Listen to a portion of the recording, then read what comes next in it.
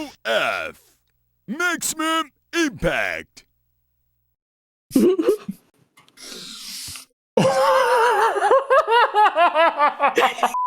Fat. What?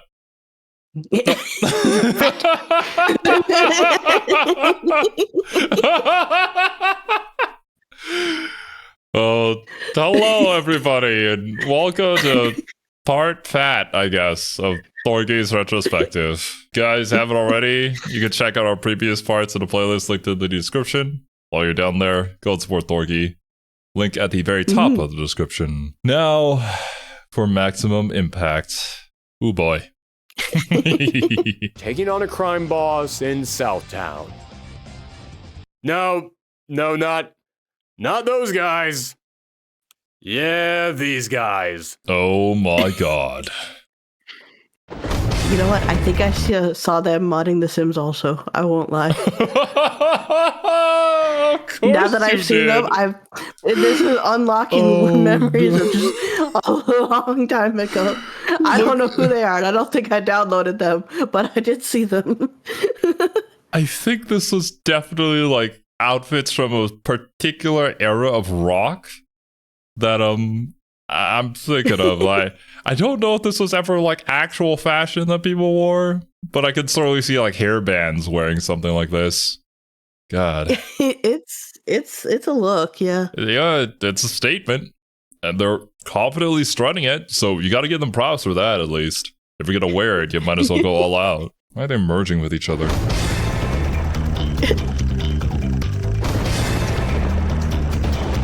That's a tattoo. It is.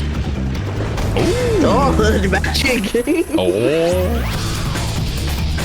BFFs.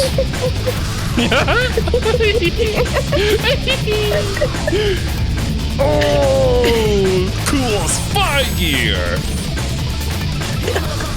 Is this straight from Spy Kids? Oh. Oh, he didn't know.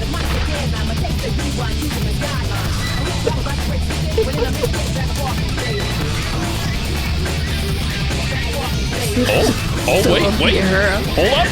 Oh my god. Oh.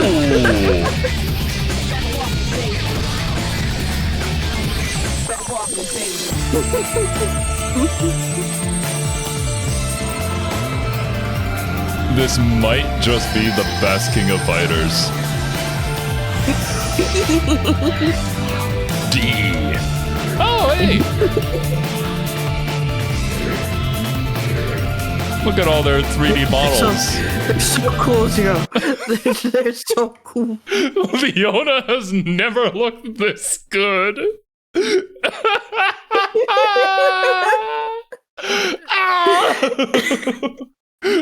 at Rock! Rock, what have they done to my boy?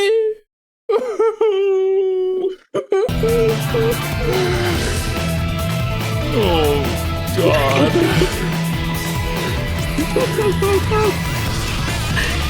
Slow walking.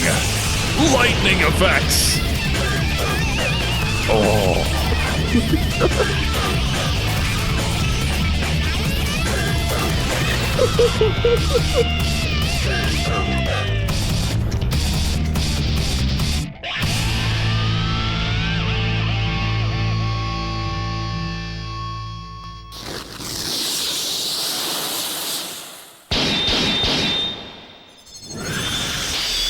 KOF. Maximum impact.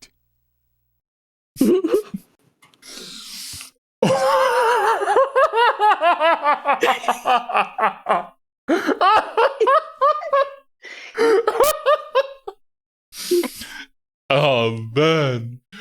Oh, but VTuber Wall cannot raise its arms, but I am telling you, this is peak cinema. Absolute cinema. Do I need to draw you doing the absolute cinema? Cinema? Yeah, you can draw me doing the absolute cinema. Yeah, thank you.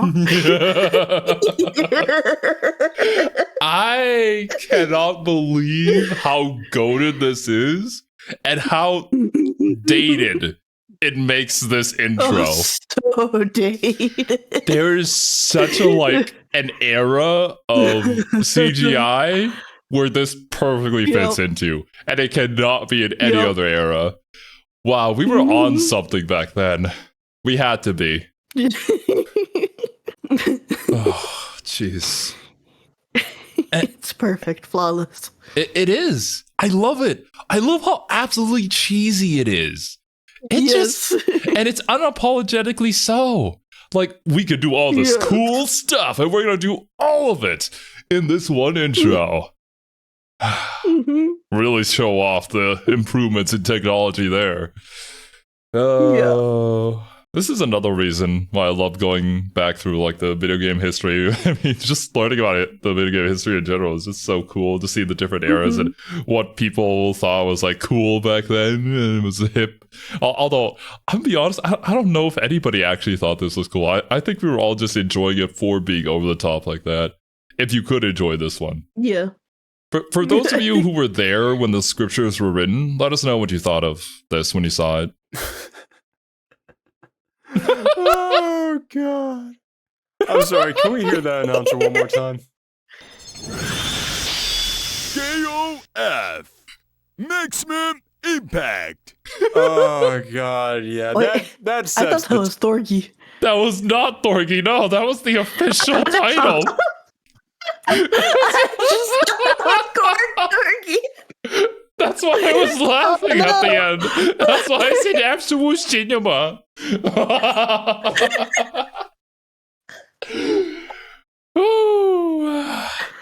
KOF. Maximum Impact. What were they going for with that one? Oh man, I can voice a KOF title like this. If you want me to voice it like this, I can. Yeah. I would be proud. It would be certainly a highlight of my career. And a lot of VTubers want to get into voice acting. We just gotta start here. Yeah, true. With KOF Maximum Impact. Yeah, we're gonna have a flourishing voice acting career after this one. Yes. Going for everything that's coming up. Okay, as I said, when SNK reformed as SNK Playmore, they were riding high. They were back, and they wanted to take advantage of that. So they started pumping out games at a rate we hadn't seen since the mid-90s. No idea was off the table, and if that meant making spin-offs of your big franchises, then so be it.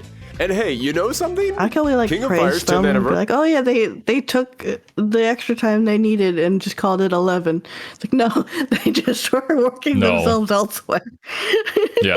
Yeah, I didn't even clock that, but they're taking the time they need to make even more games and work harder. God, SNK, why do you do this to yourself? Anniversary is coming up, so maybe we should celebrate that with something that's new, but also ties back to our roots, while also being a big mashup of the history of this series. Thus was born King of Fighters Maximum Impact. Now, at first glance, you'll probably notice a few differences between this game and the mainline series, the larger stages, the lack of teammates, and oh yeah, a whole extra dimension. Yeah, remember, this was during SNK's big Western push, and what do Westerners love more than 3D graphics? Americans love cheeseburgers, fast cars, and the third dimension. That's just a fact. And just like with King of Fighters 2003, they decided to push this thing. I don't know. What do you think, Sari? You're the American here. I mean, as a 2D yes, most of my VTuber. favorite games are 3D, but that's also pretty irrelevant, I think. I don't know. I don't know either. Also, what is your name? Lien Neville? Neville? I don't know if we see you in any of the other KOFs. Hard. I remember seeing ads for this all over the place. If I walked into an EB Games or a GameStop back in the day, I would see the intro to this thing being played on the TVs over and over. Really? And again, at the time, I didn't really know what King of Fighters was. So when I saw Maximum Impact, I thought, oh, I guess that's what King of Fighters is. And I could not have been more wrong. Yeah. Now, production on Maximum Impact began pretty much as soon as SNK Playmore was formed, as the company knew the series' 10th anniversary was coming up, so they wanted to do something special to celebrate. And their idea was to essentially create something unique, a standalone that fans of the series could enjoy for all the references, but new players could check it out without being bogged down with 10 years of continuity. Maximum Impact was about Not 20 a bad murders in idea. Southtown, Alba and Sori Mira. I mean, especially because they wanted to break into the Western market, so obviously there would be new people there trying to get into things. And if you said, "Oh, Yeah. you're gonna have to go back to KOF 96 or whatever to understand the story," then that's asking for a lot. They worked for a gang that was led by a man named Fate, Especially if who it hasn't Alba all and been Sori ported viewed over. as a father. Yeah. Even though they were a gang, they were more of a Robin Hood, protected the people type of gang, and ever since Geese Howard's death, they had kept the peace in Southtown. Now, remember, Geese Howard died in the Fatal Fury timeline, but not in the King of Fighters timeline. Yeah. So right off the bat, it's clear this timeline is sort of an amalgam of all the various SNK continuities. However, 6 months before the game begins, Fate was killed as a new gang, Mephistopheles, was moving into town, headed up by Duke, an intimidating giant of a man who is now ruling Southtown with an iron fist. Mephistopheles then decides to host a tournament to pull Fate's family out of hiding, and it of course attracts the attention of yes. several other big SNK mainstays. As for who these other fighters were, there was Kyo, Iori, Leona, K-Dash, Maxima, Seth, Terry Bogart, Mai Shiranui, Ryo, Yuri, Ralph, Clark, Athena, and making his very first playable appearance in a King of Fighters game, the star of Galro Mark of the Wolves, Rock Howard. Rock, this was the first time you got to KOF? This Oh, boy. game? What do you rate the fit, Serby? Oh, what is our thoughts on this 3D design for Rock Howard? Well, the render they're putting on screen looks pretty good. The render I'm seeing in game, he's a little rough around the edges. A little bit. He's also lost the I guess he still has the crop top. It's just you can't. It's not as good. Yeah, you can't really tell, unfortunately. There's just a lot of jagged The belly lines button everywhere. doesn't peek through, Yeah. which is a shame. How Yeah. could they? Adopted child protege. Again, this is more proof that they were sort of merging all continuities into one, since over the actual King of Fighters timeline, Rock was still a child at this point. But as for the new fighters, there was the game's protagonist, Alba Mira, a super serious fighter who might come off as cold, but he still has a strong sense of justice and dedication to protecting Southtown. Then there was his more jokey, flirty, capoeira fighting brother, Sori. Next up, Chai Lim, who was another student of Kim Kap-Wan, and just like him, she had a strong dedication to her training, but when she's not fighting, she's actually pretty cheerful and she loves to eat. In fact, according to her in-game biography, her favorite food is her teddy bear. Yes, I'm aware that is a typo, and it was probably meant to say favorite thing or favorite possession, but too late, it's in the game, it's now canon that Chai Lim likes to eat stuffed animals, put it on the wiki. That's one hell of a typo. Now this will always be a part of her character. We can never get rid of this. Oh no. Chai Lim was created because originally they wanted to include Kim Kap-Wan in the game, but they wanted to do something different with him. Just like how Ryo's father Make Takuma him would woman. often put on a mask and call himself Mr. Karate, they wanted to put a mask on Kim and call him Mr. Taekwondo. But senior SNK staff members argued against this, so they scrapped Kim altogether and just created a brand new character instead. Next up, Lien Neville. Her parents were killed by Duke when she was 10 years old, and then he proceeded to raise her and train her to become a deadly assassin. She grew up hating Duke, but in the end, she does have some mixed feelings towards him because even though he killed her parents, he is the one who ended up raising her. So it's sort of a real Thanos Gamora thing going on here. And the final new character was Mignon Bert, a white magic witch who wanted to use her powers to bring peace to the world and who was raised in such a... What is that punch, by the way? She's just like, I don't know, doing a circle with her elbow and punching in the face, I guess. Maybe it hurts. I don't know. fancy rich home that she knows almost nothing about how to act in the Whoa, outside what world. was that? Here's Mignon! Mignon looks nice. Does Mignon look nice? Mignon, quick! Mignon did it! Mignon did it! Oh, God. Fun fact, I hate Mignon. Now, despite all being original unique characters, Understandable. I was gonna say, like, Thanks. her design's kind of fun. It's a little silly, a little quirky, and then she starts speaking. I'm like, You know, I don't know. maybe Athena wasn't so bad after all. I'm sorry, Athena. I've seen the light now. We were too harsh on you. They were each inspired by other KOF fighters. Mignon is based on Athena, and the Mira brothers are based on the Bogart brothers. The big boss of the game, Duke, is based on Geese Howard. Chai Lim is obviously Kim Kap-Wan, and Lien is based around Mai Shiranui. Although, I don't really see how that one overlaps. I mean, Mai is a bubbly, flirty ninja, and Lien is a cold-blooded secret agent. There's I don't really see how she's supposed to be a correlation. copy of Mai. Oh, never mind. As I said, this was when SNK was really trying to change their track record of obscurity in America. So for starters, they gave the Maximum Impact comic another English translation, but more importantly, as you could probably tell from that Mignon clip, they gave the game an English dub. And while many of these characters had been dubbed before for animes, this was the— Oh yeah, that's true. I didn't even realize that because KOF 15 doesn't even have an English dub. They're all just speaking in Japanese. It's just translated in English. I actually didn't know that. Yeah. This one went so well that they're like, never again. I don't know if the other KOFs might have any of that, but I don't think anybody in the States would have like an issue playing with the Japanese dub because I mean, it's cool. I don't know. I think it was harder back then. I People guess were so. used to subtitles like they are now. I mean, we are talking about a different era of like anime and culture within the West and acceptance of it and whatnot. I guess, which also brings me to a topic that I was thinking of mentioning at the start here, but we haven't really seen Ash yet. But a lot of people have said that at the time when Ash was released, like there were many different reasons why people disliked the character. One of them being the fact that, you know, SNK came back, it's SNK Playmore now, but then all of a sudden they introduced a protagonist who kind of just wrecks the other protagonists that they love. So Yeah, like, that's fair. what is happening? Yeah. and we have hindsight 2025, but for them that was like newly released at the time. So like, what in the world is going on?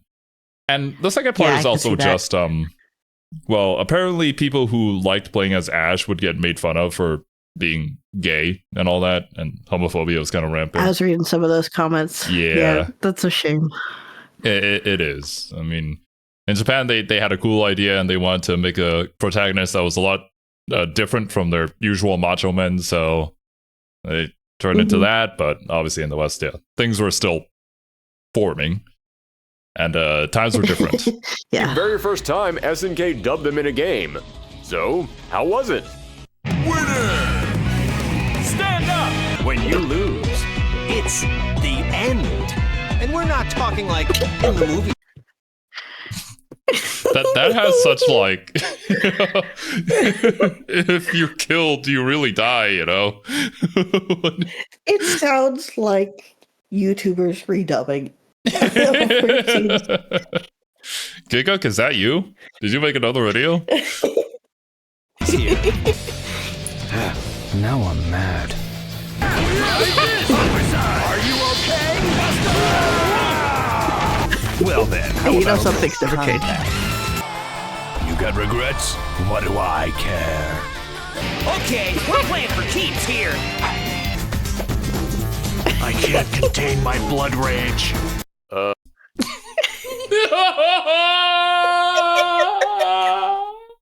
Zero.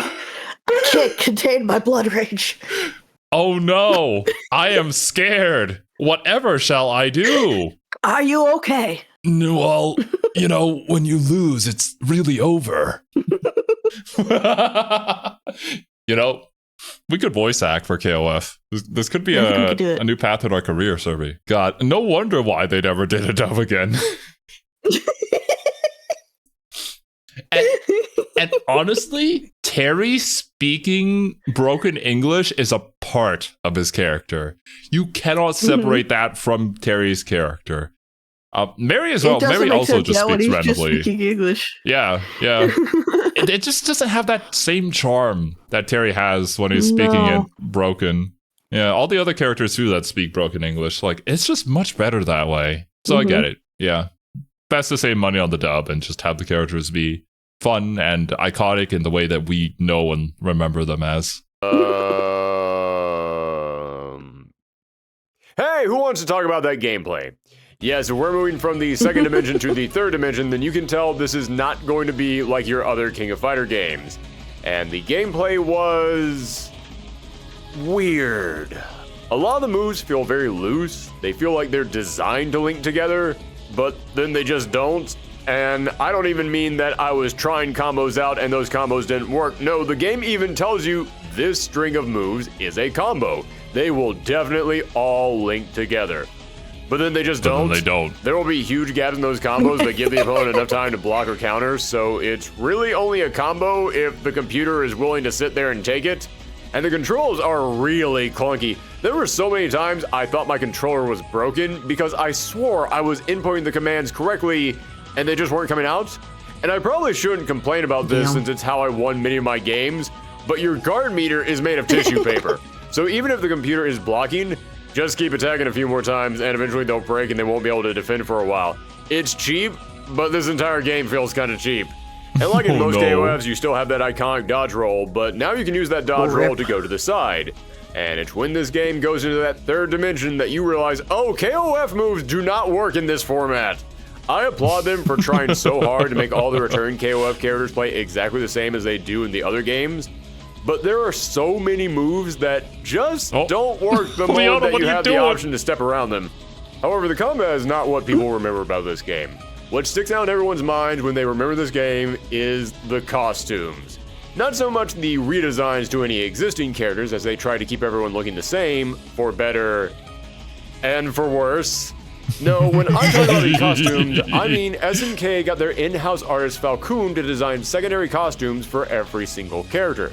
And these costumes range wildly. You got some that look alright. Chilim's not bad. I actually dig short-haired Mai. Terry's got that Galro flavor going for him. But then you got some that are way out there, like Iori looks like he's about to appear on the cover of an early 2000s rock rap boy band album. And then you got the truly bizarre ones like Raver Leona, Matrix Seth, and Clark. What? Clark. Ooh.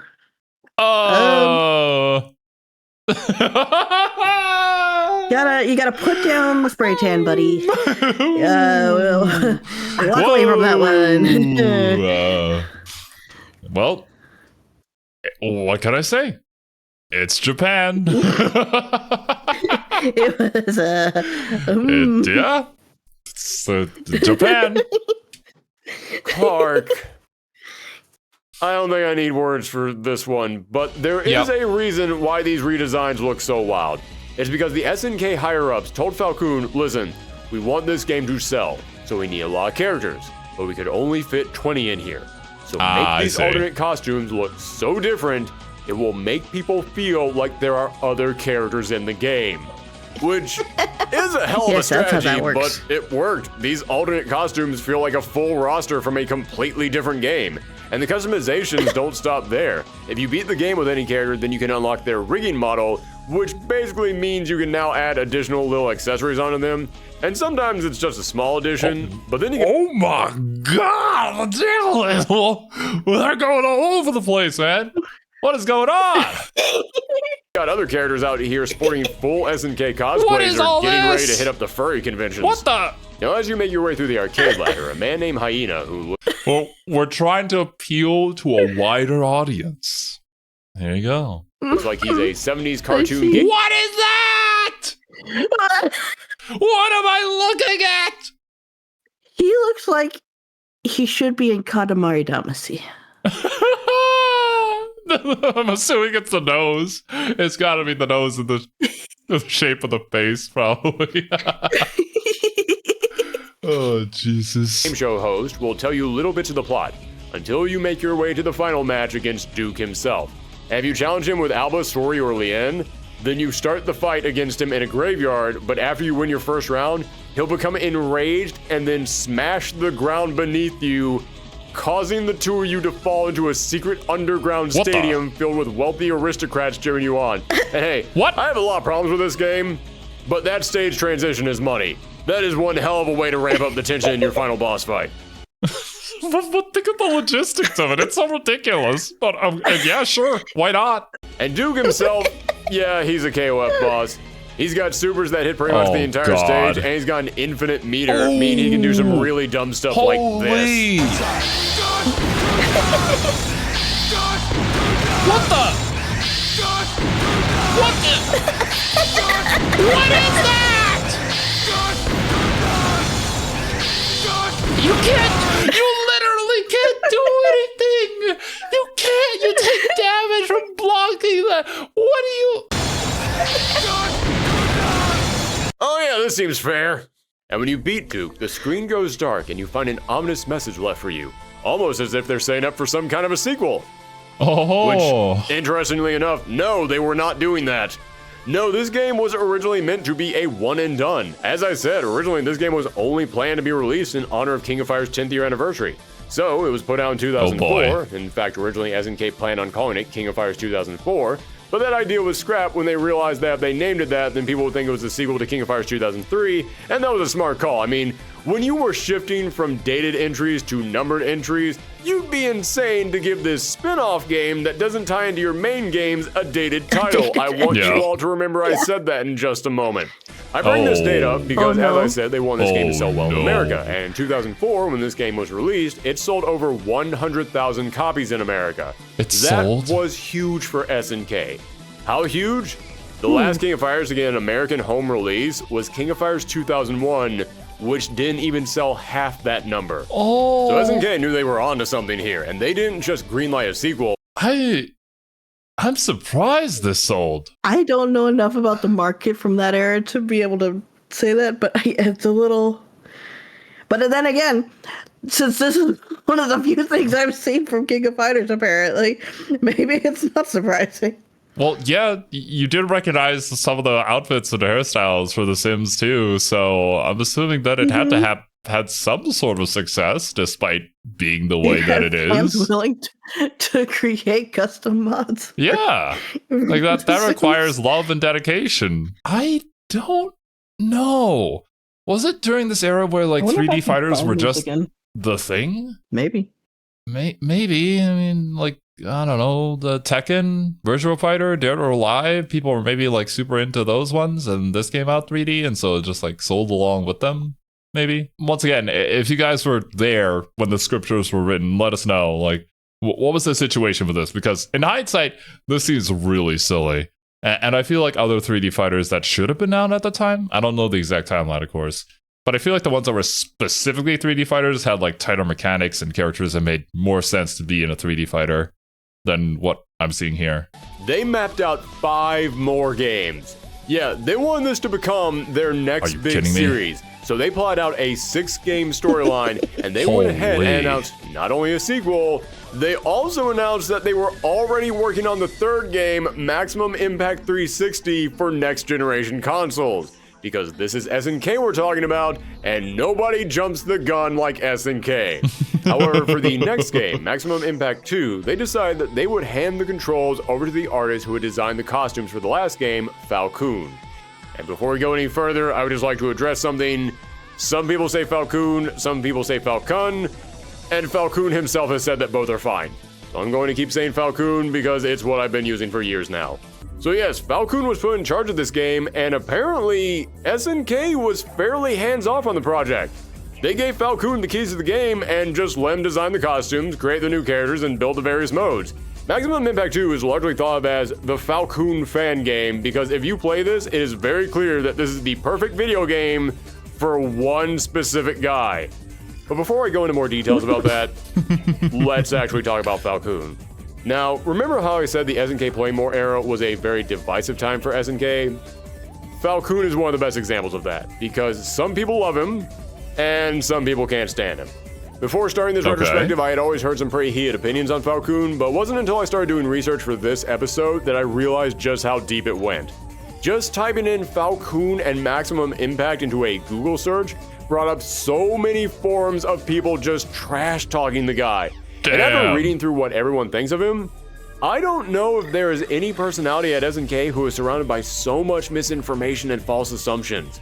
Almost every complaint I read about the guy could easily be fact-checked and proven wrong, so I was going to give you guys a little bit of a backstory on Falcoon, but instead, I think it might be a better use of our time if I just clear the air and put a lot of these misconceptions to rest. Okay. First off, as I said, Ash Crimson has a lot of haters. A lot of people out there do not like Ash Crimson, and those people tend to blame Falcoon for creating him. One problem with that, Falcoon did not create Ash Crimson. He didn't even design Ash Crimson. He just did the official artwork for King of Fighters 2003. That's it. Ash was already fully created and designed before Falcoon ever saw him. Next, a lot of people talk smack about Falcoon because the common belief a lot of people have is that he started up a blog for his fan art, SNK found it and said, hey, this guy is good, and they instantly gave him his own game. This isn't even close to true. Falcoon spent years trying to break into the manga industry, but no one would give him the time of day.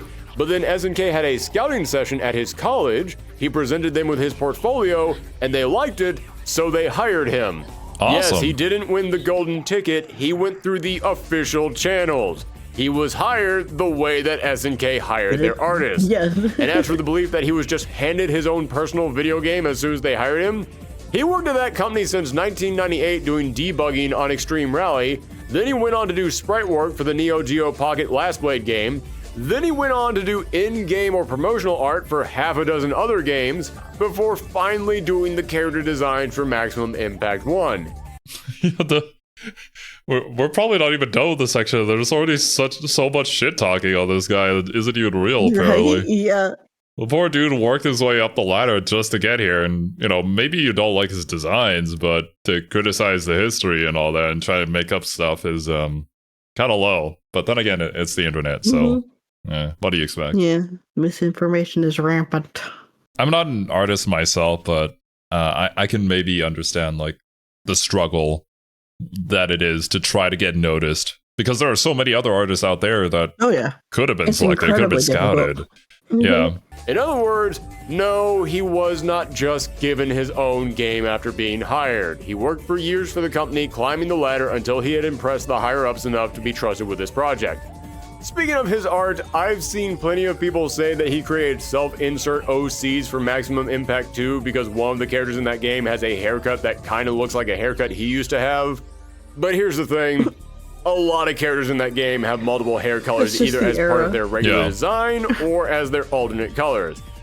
Guys, I think Falcoon just likes that haircut. It doesn't mean that he made self-insert OCs. That is one heck of an assumption to jump to.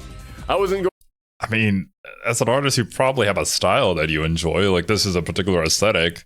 And I mean, definitely. If you like the aesthetic, then obviously you're going to want to have that on you. So that's why you design your hair like that. I don't know. I think that makes sense. I'm going to address that one, but I saw a lot of people online saying that he admitted that these characters were self-insert OCs, and no, he's never said anything like that. And lastly, Falcoon left SNK a few years later, and since then, none of the Maximum Impact characters have been seen or heard from in anything else, so a lot of Maximum Impact fans claim that he has the rights to the characters and he won't give them back to SNK. You guys must not know what it means to be an artist for a massive gaming corporation, because believe me, outside of a few very specific instances, that's not how any of this works. Falcoon himself has even confirmed that no, he does not own the rights to any of these characters. SNK does, and they can bring them back whenever they want. So there, I just wanted to get some of that out of the way now, because, don't get me wrong, Falcoon is certainly an interesting figure, and there are certainly things in his career worth critiquing. Believe me, we'll get to that in a second. But as I said, this guy gets so much hate for stuff that he never did, never said, and just isn't true. So, let's get to the thing that he actually did, which was being lead producer on Maximum Impact 2. Maximum Impact 2 is, I'm just gonna say it, it's a weird game. I know I said Maximum Impact 1 was weird. This is even weirder, because so many people hate parts of this game, but absolutely love other parts of the game. And I totally get that. This might very well be my #1 fighting game guilty pleasure, because I love this game. It is a ton of fun to me. But if you ask me point blank, is it good? Well, what exactly is your definition of good? Fun and good doesn't have to be synonymous. Like, it's fun to you because it might be broken in some way that really wouldn't make it fun for anybody else, or good in general. So, yeah.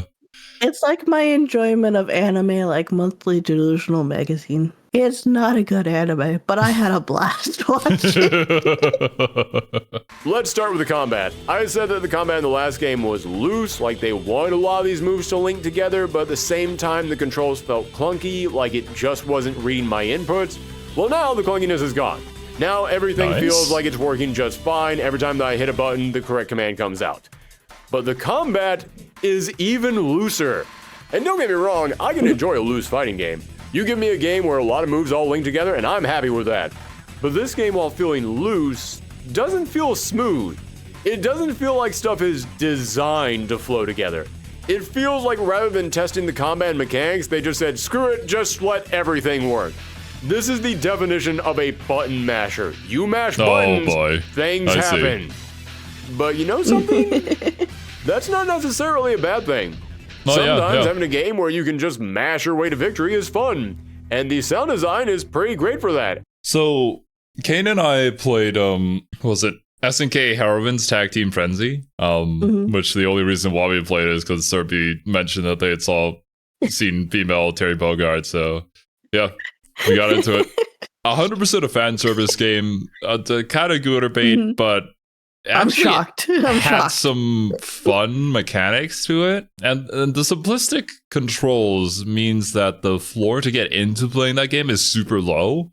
So in a way, it was also kind of a bit of a button masher, but you could technically get very good at it if you learn the game, and it felt like a really good party game. Let's say, like Sure, yeah.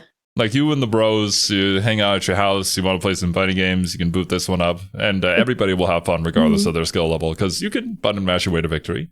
So yeah, there is a place for games like that, I think. I think Smash Bros. Can fall into that category too. Somewhat, yeah. Because of the nature of Smash Bros., like with the random items you can and have stuff. A higher ceiling, but it can also just be a game that you can go in, have no idea how to play it, and still have fun. And still enjoy it, yes, exactly. I wouldn't criticize it for that, but you're definitely not going to see this at the main stage of Evo, I would assume.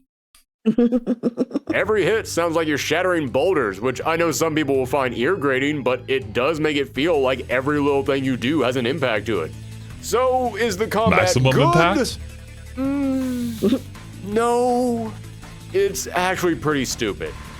But it's a fun stupid. It is the equivalent of a big Hollywood blockbuster where the entire idea is you just turn your brain off and you'll enjoy yourself. And you know what? Sometimes that's all right. Sometimes you don't need anything else. Not everything has to be a perfectly tight and balanced experience. If it feels good to hit buttons, then sometimes that's enough. And as for the presentation, I thought the last game looked a little too dim. The colors were too muted for me and the graphics weren't as sharp as I'd like them to be. But now things look cleaner. The colors pop more. These models look... Okay, still not great. Iori, I swear, it looks like you are rocking the world's worst comb over. Be careful you don't stand next to any fans or that puppy is going to blow right off. Ooh, boy. Oh! Although, while we're talking about the graphics and the character models, I was really going to try and avoid talking about this. It was certainly present in the first game, but it was something that I could avoid bringing up. But as I played through the second game, and especially as we will soon see in the third game, I realized... That stage is grading. Yeah, there's no way of getting around this. I apologize to everyone out there for being crass, but there's no other way of putting this.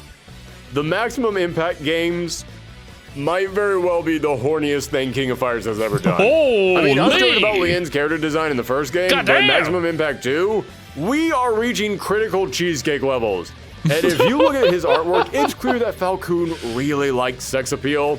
And don't get me wrong, I'm not trying to be a prude or anything. You want sexy characters in your fine game? That's fine, I'm not here to judge.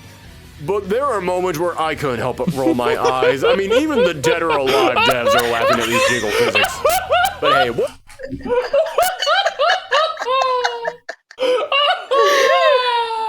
Oh boy. Oh, this might be the greatest game ever. It just has all the cheese in it. Everything. Extra layers of it. By God. I actually watched this interesting video on jiggle physics in gacha games and how that can kind of most certainly break immersion, regardless if you liked it or not. And the comparison they gave there was for guys. Imagine you're watching the Studio Ghibli show about the transforming tanukis and how they transform their testicles in order to do different things and like make them into parachutes and use them as weapons and stuff like that.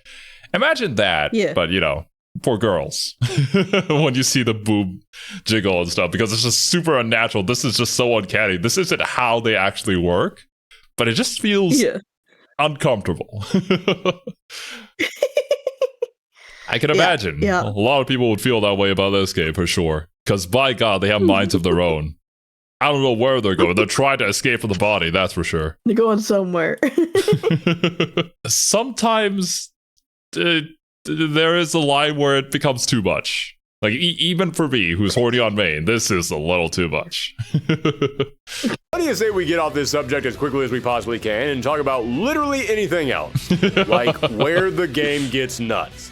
The thing that makes this sequel stand out for me. The roster. All the characters from the last game returned, but now they're being joined by Kula Diamond and Billy Kane, as well as a few new characters. There's Nagase, a brash young girl who was genetically engineered to be a perfect weapon, and now works for the bad guys so that way she can test out her powers. She looks like a bee. Then there's Louise Mary, who isn't just the sub-boss of the game, she's also hyped up and heavily focused on, like they were setting her up to be something important for a later game. Yeah. She was the daughter of a rocket scientist who, through some strange, unexplained process, gained cosmic powers and is now out to warn the heroes of what the big boss of the game is up to. Now, that might not sound like a lot of new characters, but that's just what the game starts with. There were also a ton of unlockable characters, and you know how I said SNK let Falcon take the reins on this one, and it felt like they backed off and gave him full control? Nowhere is that more clear than in the unlockable characters. Everyone else in the game feels like they make sense being here. These unlockable characters, though, they are clearly just Falcon going down his wish list. SNK gave him a blank character sheet, and he got to work building that roster. Hey. First up, Kim Kep1, makes sense. Then B. Jenny, as I said, she's a fan favorite, plus now that we know Falcon's taste in women, yeah, that tracks. Then of course. Nightmare Geese. Why Nightmare Geese? Why Geese's ghost from Fatal Fury Real Bout and not actual Geese Howard? Well, as we said, Geese is confirmed dead in this timeline, so his ghost does make sense. Or maybe Falcon just liked Nightmare Geese more, who knows. Then you got Richard Meyer. He was one of the enemies in the very first Fatal Fury game, but since then he's just been a recurring character in the King of Fighters and Fatal Fury games as the owner of the Pow Pow Cafe, where all the Southtown characters like to hang out. It's an interesting choice. As I said, he had only ever been playable in one game, so it is a little bit odd, but it's not too crazy. You know what is crazy? Lily Kane. Yes, Billy Kane's younger sister actually gets to be in a game? I didn't know that. Lily Kane's younger sister. She's often been mentioned in Fatal Fury and King of Fighters, but this was her first and only playable appearance. People have wanted this character to be playable for years, and this is the only time it ever happened because screw it, Falcon thought would be cool. Then you know what? How about we start warping space and time and bring Hanzo Hattori from Samurai Showdown into the game? Yep. We haven't even got to Sam Show yet. Calm down, Hanzo. Oh, interesting. Yeah, 100%. This is just his wish list. He's like, I want you, I want you, and I want you. Now fighting the same game together for my enjoyment. Game. Why? You know the answer. Because Falcon liked Hanzo Hattori. So much so that Nagase even uses several of his attacks in the game already, so Falcon liked Hanzo Hattori so much, he put him in here twice. Then Fiolina Jeremy from Metal Slug. Yes, another massive SNK fan favorite character. People have wanted her in KOF forever. Has it ever happened in the mainline games? No. Has it happened here in this weird spinoff? Sure, why not? Alright, those were some weird picks. But let's get downright nutty. Mr. Karate. Oh, so you mean Ryo's dad Takuma is in here wearing his Mr. Karate mask? No, of course not. That would make way too much sense. This is Mr. Karate 2 from Bariki 1. Yes, in that game, Ryo Sakazaki, 10 years after the events of Art of Fighting, popped up and was now using his dad's old moniker and fighting in black gi, and that's the Mr. Karate that we have in this game. Speaking of alternate versions of characters already in the game, we got classic Kyo Kusanagi, then we got Garo, Mark of the Wolves Terry Bogard, now going by the name Wild Wolf, and lastly, Armor Ralph. which is just Ralph Jones wearing special body armor that makes it so that he doesn't take hit stun in combat. Yes, that's right. They took one of the strongest characters in King of Fighters and they gave him armor on all of his attacks because Falcon loves Ralph and this is his game, so he is going to make Ralph as broken as possible. Then there are a handful of new characters you can unlock. Ninon Bert, who is the black mage sister of Mignon and is basically anime Wednesday Addams. Hyena, the goofy tournament host from the last game, is now playable, and thank God, because I'm sure we were all asking for that. And lastly, definitely. you can unlock the boss of the game, Jivatma, who feels like he comes from a JoJo's Bizarre Adventure fanfic. And before you ask, yes, they all still have English dubs. Did they get any better from the last game? Oh yeah. I'll bet you're thinking you're pretty hot with the ladies. If you want to live your life as a human, just go. Leave here now. Even though I don't want to fight a woman, I won't be leaving. You're a bit too dramatic. I'll save question sessions for later. Are you ready for battle? Very well. Come to me. If you think you can defeat me in your fallen state.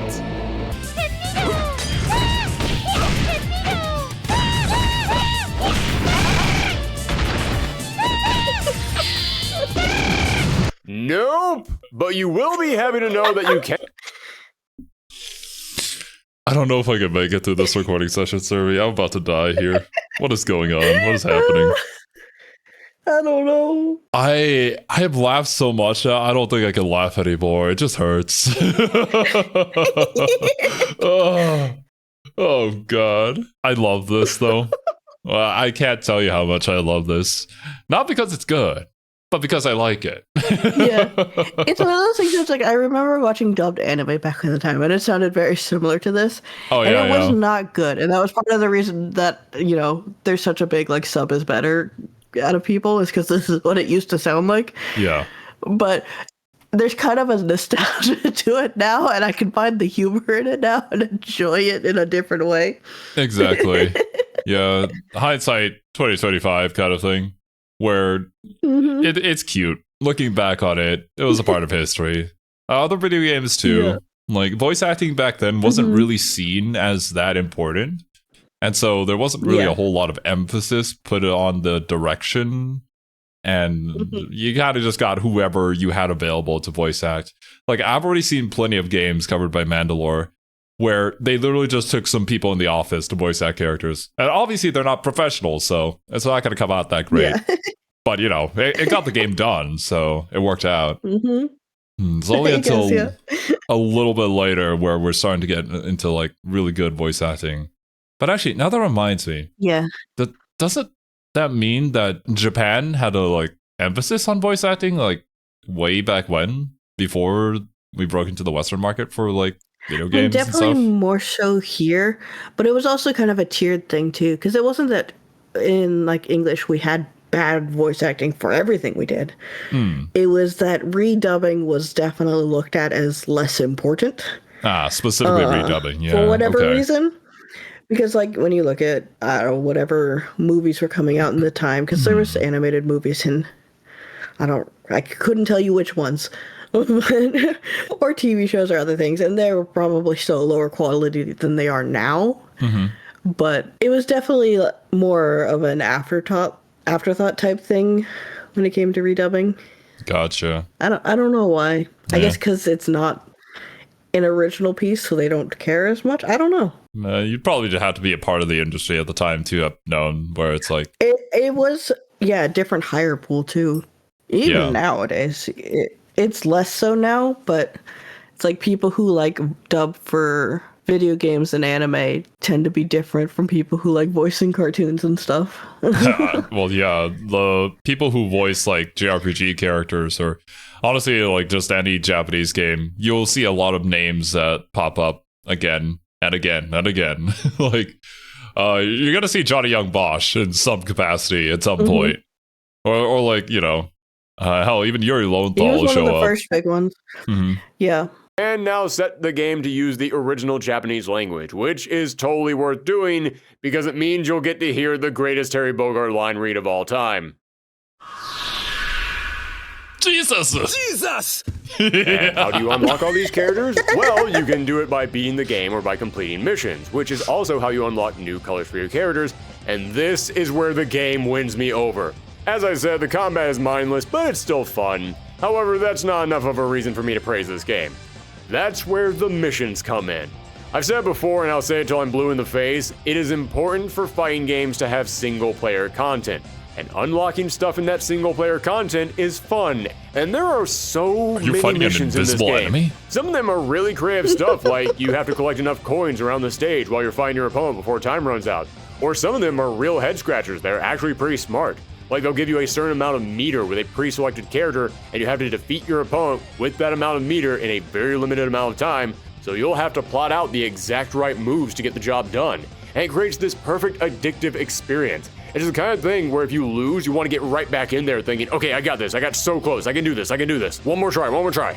But those are just the standard missions. There's also extra missions that are meant to be salutes to the old days of arcade bonus stages. You can beat up a car, beat up a metal slug, carve up statues, or push a steamroller back that's being driven by Ryu Hakutoto. Well, how about that? Kasumi has been looking for her dad all this time, and he was right here. He's been here doing construction. Along. Hi, Ryu Haku! No! Bye, Ryu Haku! Nobody tell Kasumi about this. And you might find yourself thinking, is it really worth doing all these missions just to unlock new colors for your characters? Oh, you have no idea. You see, when you start the game, every character has 2 costumes and 4 colors already unlocked for them. Colors A, B, C, and D. And that all by itself would be more than enough in most games. Heck, these starting costumes already felt wild enough all on their own. I mean, who wouldn't want to play a game of Satori Hanzo if you could transform into Waspinator? But you can unlock more colors for every single one of these costumes, going all the way up to color H. And the E and F colors are just that, alternate colors. But they get really interesting with them. A lot of them are references to other SNK characters, or just to whatever Falcon felt like putting in here. I mean, why wouldn't you give Leona an Evangelion reference color? Oh, of course. Actually, you know what? Scrap that. Make it 2 Evangelion colors. But if that's what colors E and F were, what were colors G and H? G and H, for every single character's costume, and I remind you, every character already had 2 of them available at launch, are completely brand new secret costumes. And sure, some of them are just weird, many of them are really tacky, but a lot of them are callbacks to other characters. If you're an SNK nerd, you will be in heaven going through these costumes. You got Kyo and Fio dressing up as Yuki and Ai from Neo Geo Battle Coliseum. Ralph and Clark are Marco and Tarma from Metal Slug. Rock Howard and Iori are Kaede and Setsuna from Last Blade. You remember how in Street Fighter V they put out a ton of Resident Evil and Darkstalker costumes and charged you a ton of money for it? Imagine if all that was free and was already in the game at launch and they were just rewards for doing missions in the game. It's that level of deep dive and that level of rewarding. I love it, and as I said, unlocking this stuff is crazy addictive.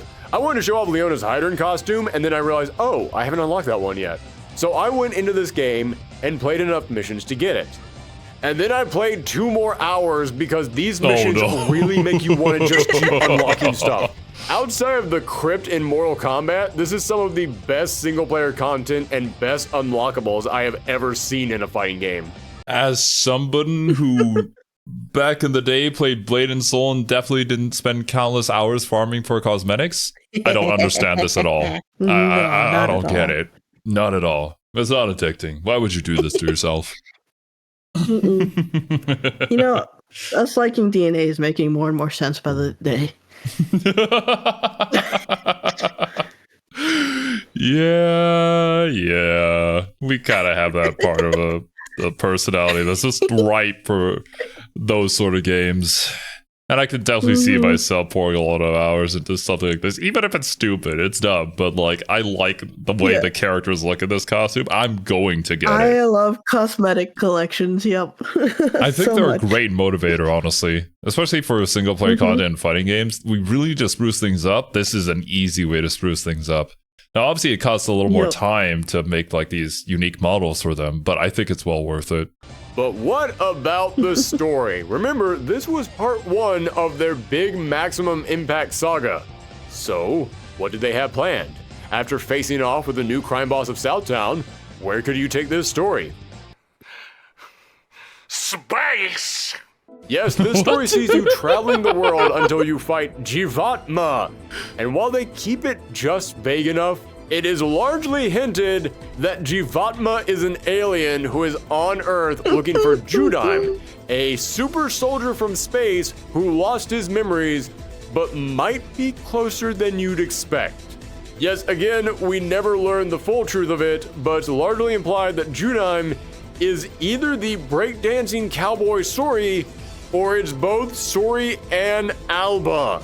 Basically, Judaim split apart, lost their memory, and Jivatma needs them to do the fusion dance to merge back together again. There you go. But at the end, you beat Jivatma, only for Alba to find himself back in Southtown with Luis, who tells him that his brother Sori has been kidnapped by Addis, the true secret evil organization behind not just Jivatma, but Duke as well. Well, holy crap! We are only on part 1 of this story, and it's already insanely overly complicated. Man, I wonder how nutty it's going to get in the next part. And I'm going to keep wondering that because that next part is never coming. Yes, as I said, Maximum Impact 2 happened because Maximum Impact 1 sold far better than SNK expected, going well over 100,000 copies in America. But Maximum Impact 2, yeah, not so much. It only sold 80,000 copies. Ooh. Well, I mean, okay, that's not great, but going from 100,000 copies to 80,000 copies isn't a huge drop. Except that 80,000 copies isn't the sales numbers in America, that's the global sales number. That's worse. Yeah. Yeah. I think people maybe got a taste of the Maximum Impact, and then they were like, the sequel, I think I'll save my money. Unfortunate. And while we don't know the global sales numbers on the first Maximum Impact game, it is estimated that it was around 400,000, meaning this sequel only sold a fifth of what the original did. And to make matters worse, it only sold an estimated 10,000 units in America. You remember that big push SNK was making to appeal to the US, and after the surprise success of Maximum Impact, they're putting all their hopes on this franchise to make that happen? Well, those plans are gone. But why? Why did Maximum Impact 2 only sell a tenth in America what its predecessor did? Let's see. Well, as I said, the combat was pretty heavily criticized in that very first game, as was the English dub, so I'm sure that did turn off a lot of the people who bought that first game and didn't bring them back for the sequel. But probably the most damaging thing to its sales, at least here in the States, is that for some reason, in North America, Maximum Impact 2 was not called Maximum Impact 2. Instead, it was called, you ready for this? Get ready for this. Grab a chair or else you might fall over because this is a big one. What? It was called King of Fighters 2006.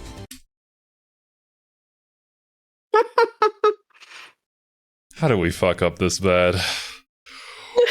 Why? What? Oh my goodness. Oh my God. Who made this decision? Imagine being a fan of Maximum Impact and you're excited for the sequel, and then you hear the announcement for 2006 and you're like, oh, it's for the mainline games. I'm not really interested in that. But this is a marketing failure. Just straight up. Like, this might not even be the fault of the game or any of the mechanics or anything like that. This is just straight up failure from the marketing team. Yes, in a franchise where all the mainline installments were named after the year they came out, They were tempted to name the first game King of Fighters 2004, but they said, no, that's stupid, it will confuse customers. So for some reason, they decided to name the sequel to the game Let's confuse customers. King of Fighters 2006. So now people looking for King of Fighters Maximum Impact 2 just thought this was a different game and part of the mainline series, not the sequel to the game that they had previously bought. And to make matters worse, this was after King of Fighters 11 came out, meaning the mainline games had stopped naming themselves at this point after years and began naming themselves after their installment number. Then the sequel to a spin-off came out, and that spin-off was not named after the mainline series, but now this sequel to that spin-off was going to be named after the mainline series, but only after the mainline series had changed their name to something else. So no matter what game you were looking for, when you went to the store and picked this thing up, you just asked, what are you? So yeah, just like that, the future of the Maximum Impact line was pretty much scrapped. Well, almost. Yeah, names are important, man. Oh yeah, well, don't confuse your customers with like obscure naming senses. Make things clear. It's part of the marketing. I don't know. This is a really weird decision. I don't know where it came from. Like who messed up this badly? Thought there might be something to be gained from this series, so they were going to give it one more try.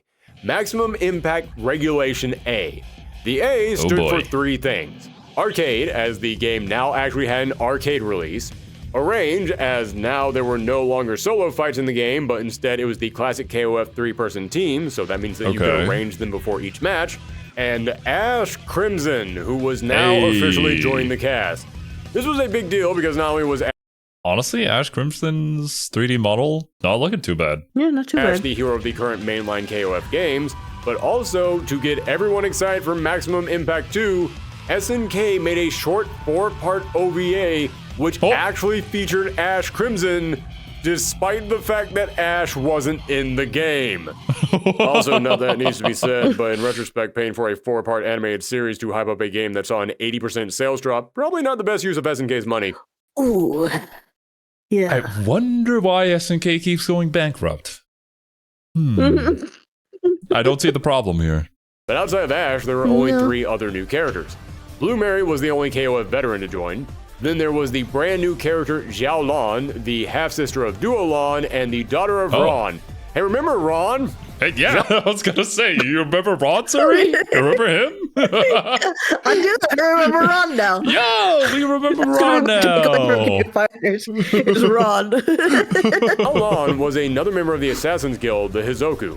But she was something of a reject in that group, as everyone distrusted her because she was the daughter of not just Ron, but a woman from outside of the Hizoku who Ron had had an affair with, and even Ron didn't want anything to do with her now. Now, I actually really dig Xiao Lan. She's probably my favorite of the Maximum Impact characters. She's got a really cool design to her, and she fights with 3 different stances, each of which come with a wide variety of moves, including keeping a whole arsenal of weapons up her sleeves. Then the final new character came from the game Fighter's History, Makoto Mizoguchi. Falcon had a really hard time convincing SNK to put this character into the game, but since Mizoguchi was his favorite fighting game character from when he was younger, he wanted to make it happen. Mizoguchi is a good-natured goofball who ended up joining the mob, only to realize too late he had signed up to work with the bad guys, and now he keeps trying to escape from them. But in this game, he finally manages to get away, and he finds out from his father about the King of Fighters tournament. Mizoguchi wants to join, but in order to do that, he has to defeat his father's star pupil in order to get his invitation. And who was his father's star pupil? You had to be joking. Yep, it was Lucky Glowbird. Even in— Oh my god! Give them a break! They're trying their best! Holy shit, dude. In the SNK multiverse, these guys still can't catch a break. Now each character kept their secondary costumes from the last game, but their secret unlockable 3rd and 4th costumes, yeah, they were out. But each of the 4 new characters did get crazy, elaborate secondary costumes, and dear God, these are the worst costumes in the game. It's no contest. What? Well, is Okay, that? Zalog's is actually okay. I do like her big sleeves that look like lilies, but that That's flower kinda cool. I crown like is that. consuming her entire head, and that under I like boob it. is out of It's silly. control. Mizoguchi is just wearing a fundoshi. Oh my God. Ash is in this hideous bat hoodie with giant boots. Yeah, that's And that's Blueberry. What? What? What am I looking at here? She's wearing a thong under jort chaps and a visor with giant pom-pom pig. What the is that? What are those? You know, I am so tempted to do like a character designer Rex video on some of these older designs. They look like they'd be a really good conversation starter.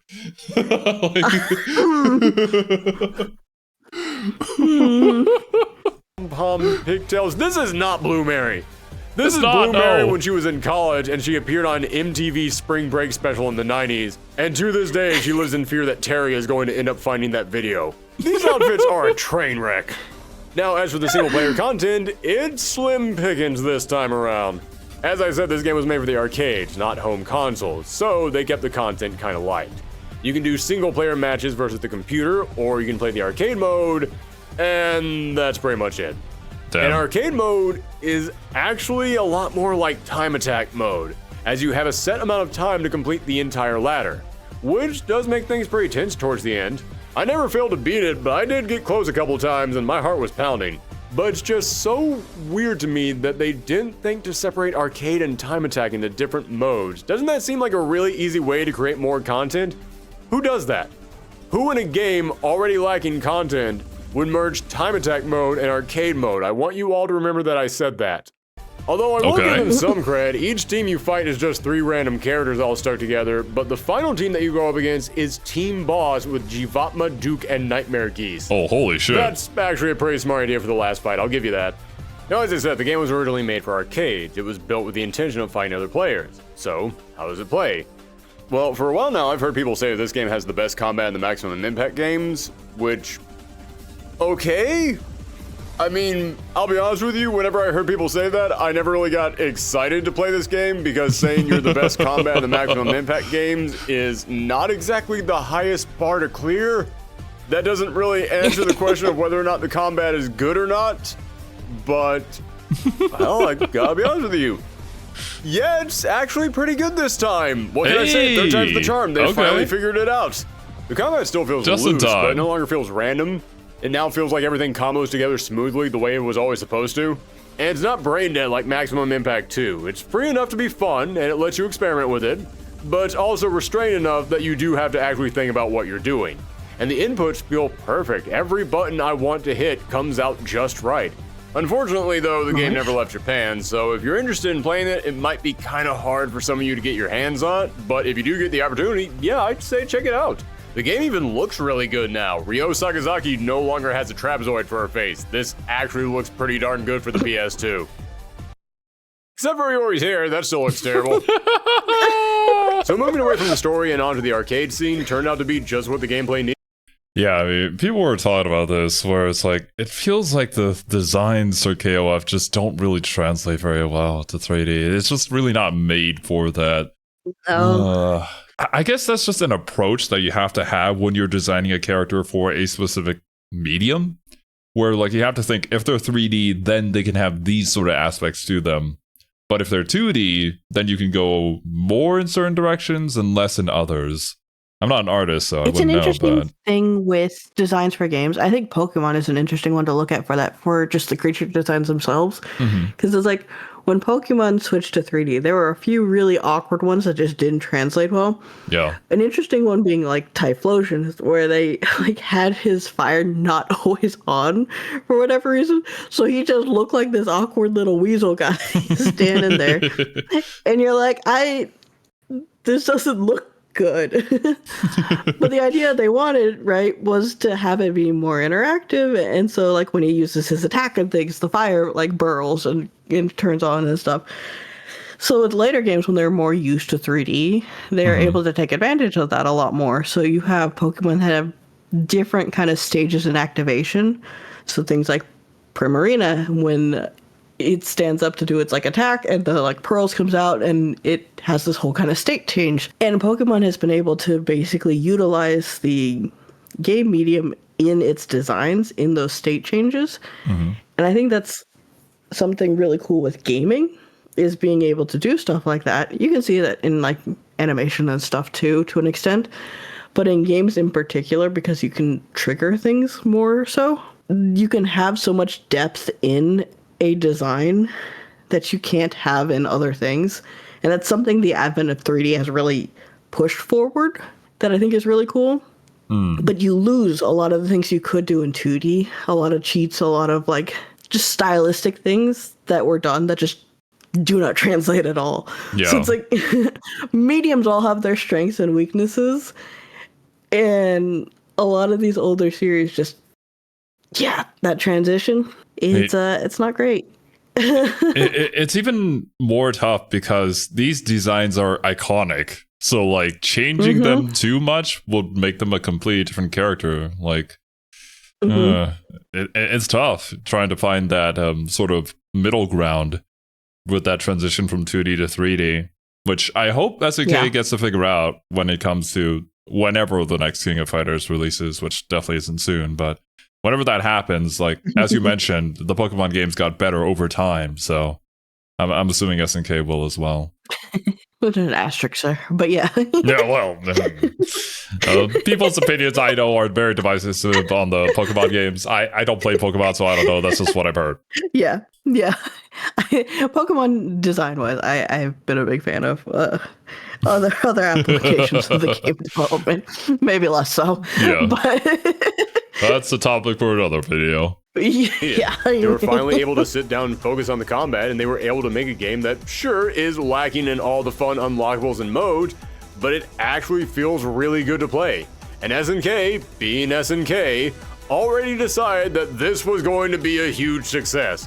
Sure, Maximum Impact 2 saw an 80% sales drop, but this game was cheaper to make, and we were going to be getting money off the arcades as well. And we no longer were trying to sell this thing outside Japan, so we didn't have to pay for translations or dubs or anything else. So with all that going for them, SNK decided to announce at the Tokyo Game Show in 2007 that they would be making a sequel, KOF Maximum Impact Regulation A2. Damn, that is a mouthful. Now, this was a very strange announcement. Why was it a strange announcement? Because they announced this sequel in 2007. Maximum Impact Regulation A, the first, was released in arcades and on home consoles in 2008. I think we're jumping the gun a little bit here. Just a little bit. Yes, SNK, being the kings of leaping without looking, decided that after their last Maximum Impact saw an 80% sales drop, they should once again go ahead and announce a sequel to their new game before it even came out. Marge, my friend, I haven't learned a thing. And apparently who makes these decisions? Why are we so goddamn confident? Like, I want that sort of confidence. I want to be like, yep, this is going to be an absolute banger. I'm going to start work on the next one before this one even releases, because it's definitely going to be a banger. Wow. SNK is just built different. This thing was going to be huge. Falcon years later on Twitter mentioned that they plan to include Hotaru Futaba, T-Zog, Joe Higashi, Sam Shea from Fighter's History, because apparently Falcon just loves that series to death, and on Hell. I'm kind of glad this thing got canceled, because if this is what they did to Blue Mary, I do not want to see what they had planned for On Hell. And yes, you did hear correct. Maximum Impact Regulation A2 was canceled. Yeah. But why was it canceled? I'm shocked. Well, sales-wise, Regulation A1 was only released in Japan, where it sold 40,000 copies, which isn't great. Maximum Impact 2 sold 50,000 copies, so it isn't much of a drop, but it was a drop nonetheless. However, we don't know the amount of money the arcade releases brought in, so maybe it all evened out, but there's really no way to tell. Either way, in the end, it's very clear that the Maximum Impact games, while being a big surprise hit for SNK at first, definitely came back around and did more harm than good in the end. But I do think that these games have some good in them. The combat in the third one is really enjoyable. The single-player content in the second game is one of the best of any fighting game of this generation. And heck, I even think that some of these characters are pretty cool. I'd totally be down for seeing Alba or Zhao Lan return. But sadly, with how much these sales numbers tanked, I doubt it'll ever happen. However, even with the poor performance of the second game, I'm not sure if that alone is why the series didn't continue. Because you see, Maximum Impact wasn't the only game giving SNK trouble at this time, and their financial problems were starting to stack up all over again. I forgot that, like, outside of all of this, they're still developing a shit ton of other games, too. Like, oh, God. We may have put too much on our plate here, SNK. Too much. Just a little bit. Yes, folks, I know that was a long detour, but it was necessary to let you know where SNK was at during this time. How the big triumphant return of SNK was starting to fizzle. How the financial problems that they had suffered through in the past were beginning to rear their ugly heads again because SNK just couldn't stop spending money. And that leads us to the big finale of the Ash Crimson saga. Oh, It is time to return to the mainline games as we now discuss King of Fighters 13. Which we will discuss next time. Wow. This video started off super strong. I love that OP for Maximum Impact. I honestly might go back and watch that again. Not gonna lie. That's pretty good, yeah. Yeah. But anyways, dudes, yeah, let us know what you guys thought of these games. If you were there when they were released, like, how was the reception? How did people feel about them? What was the whole marketing thing that happened? Like, who made that blunder? It seems like such an easy blunder that you would learn about and you wouldn't do, but then you actually did, and now it screwed everybody else over who worked on the project. That's like even more blatant than like the Wii to Wii U blunder, which would like you would look at that and be like, how did they not see that? This is even more like a, what were you thinking? Right? Whatever. SNK. SNK. Gonna be SNK. But yeah, dudes, that's gonna do it from us today. Thank you guys so much for joining us. Hope you all enjoyed, and we will catch you all in the next one. Later, dudes. Bye-bye.